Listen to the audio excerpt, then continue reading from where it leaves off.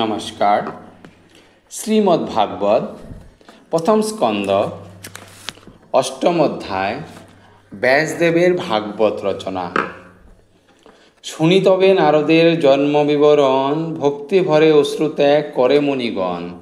প্রেমের উচ্ছ্বাসে দেহ হয় পুলকিত, মগ্ন হন সবে হয়ে ব্রহ্ম চিন্তান্বিত। শৌনক জিজ্ঞাসে সুতে করিয়া আদর, কি কাজ করিল ব্যাস কহ অতঃপর। সুত বলে সুখ শুন শুনক নন্দন, কি কাজ করিল ব্যাস করিব বর্ণন।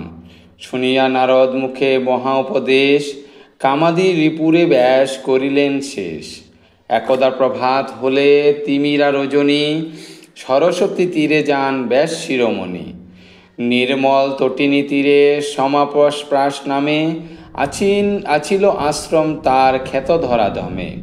বদরী বিক্ষেতে পূর্ণ অতি শোভাকর, প্রকৃতি সতত সভে অতি মনোহর। মনোহর ফল ফুল মধুর আঘ্রাণ, সুশীতল বায়ু বহে জুড়াইতে পান। কোকিল পঞ্চমে ডাকে মধুর কাকলি, মুনিজন মন মোহে হেরিয়া সকলি।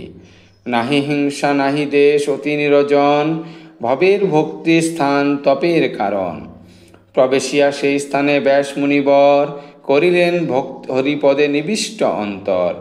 ভক্তিযোগ হেতু মন নির্মল হইল, হৃদি মাঝে ঈশ্বরের মূর্তি প্রকাশিল। ঈশ্বরের মায়াক্রমে করি দর্শন, সপিলেন ব্যাস তাহে নিজ প্রাণমন। মায়ার কৌশল সেই কে বুঝিতে পারে, জ্ঞান ও অজ্ঞান নামে দুই বল ধরে। সেবা বলে মায়া জীবে জ্ঞান করে দান, নচেত ভুলায় তারে বাড়ায় অজ্ঞান। মায়ায় মোহিত জীব গুণাত্মক ভাবে, গুমাতীত কেহ ভাবে মায়ার প্রভাবে। কেহ বলে আমি কর্তা করিব করম, কেহ ইন্দ্রিয়ের কার্য ভাবয়ে চরম। শ্রীকৃষ্ণে করিলে ভক্তি মায়া নাহি রয়, দূরে যায় মোহ লোভ হয় জ্ঞানোদয়। হেন মায়া বুঝি তবে ব্যাস শিরোমণি, রচিলেন ভাগবত অমৃতের খনি। যেই শুনে ভাগবত অমৃত রচন, ভক্তিযোগে সেই হেরে হরির চরণ। অতঃপর মুনিগণ করহ শ্রবণ, ভাগবত নিজে ব্যাস করিয়া রচন। যথাক্রমে শ্লোক তার করিয়া শোধন, আপনার পুত্র শোকে করে অধ্যাপন। শৌনক শুনিয়া তবে সুতের বচন, জিজ্ঞাসেন ওহে সুত বলিলা কেমন। আত্মারাম সুখদেব তেজিয়া কামনা, আনন্দে ভাসেন সদা তেজিয়া বাসনা।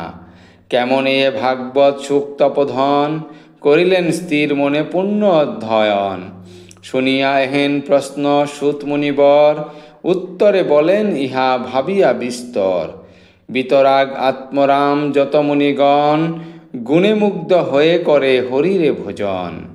যদিও বন্ধন মুক্ত তাহাদের দল, হরি আরাধনা তারা করে অবিরল।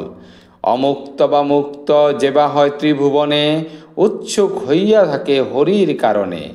ভগবান সুখদেব সন্ন্যাসী প্রধান, ব্রহ্মানন্দ রসে মগ্ন সদা তার প্রাণ। হরিগুণে মুগ্ধ মুনি হইয়া তখন, সুবিস্তীর্ণ ভাগবত করে অধ্যয়ন। এতএব এক মনে শুন ঋষিগণ, পরীক্ষিত জন্ম মৃত্যু কহি বিবরণ। পাণ্ডব দিগের মহাপ্রস্থান কারণ, কৃষ্ণকথা সহযোগে করিব বর্ণন।